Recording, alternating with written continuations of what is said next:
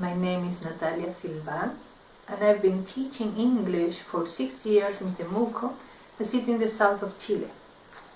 Firstly, I'd like to introduce you to some facts about education in Chilean society in order to let you understand why I think one particular activity I did had a real impact on some of my students' lives. Broadly speaking, Chile is a highly segregated country in terms of socioeconomic background. In other words, if someone belongs to a wealthy family, then he or she lives in a certain neighborhood, goes to a certain kind of school. This is residential segregation, and it is mainly caused by socioeconomic inequality. People live in a kind of bubbles and they hardly ever go out of it. Because of that tendency, people from different backgrounds don't have opportunities to get to know one another. In addition, socioeconomic school segregation has increased over the last 40 years because of the market-oriented model that has been implemented in Chile. Well, here it goes my story. In 2010, I started teaching at a private school in a suburb of Temuco. Students came mainly from wealthy families, with plenty of opportunities to learn English. Eventually, I felt my teaching wasn't worth enough. It didn't make any difference. That's why, in 2012, I started teaching at a school located in a rather vulnerable area of the city. This school was surrounded by an environment stigmatized as dangerous, and with a large proportion of children in need. Eventually, I made this reality my most important challenge. That year, I had to plan a traditional school event called the English Day, and I had a great idea. What if I invited my old students from the previous school to come to this school and perform something in English?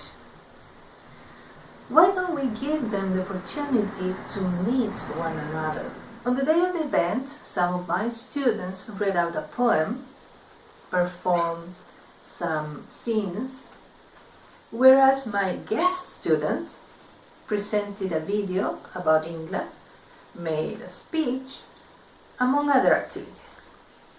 By the end, a group of 8th graders sang "We Will Rock You" by Queen, and one of them, Raúl, played the guitar solo. When they finished, a guest student named Diego jumped out of his chair and ran to talk to that boy.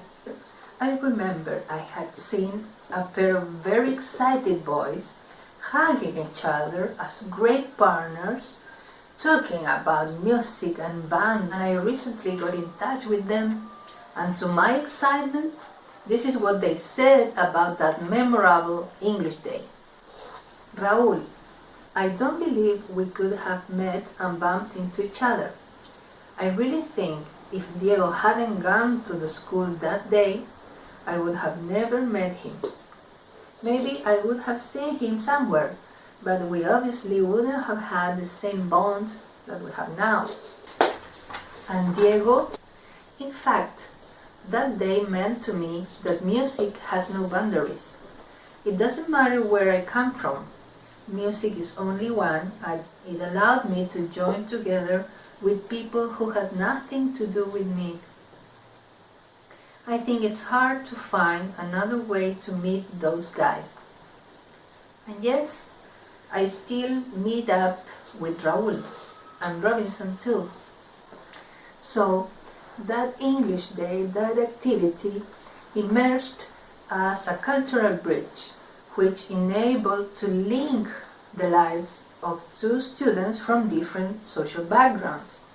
In the end, the experience taught them to recognize themselves as equals, and it changed their lives.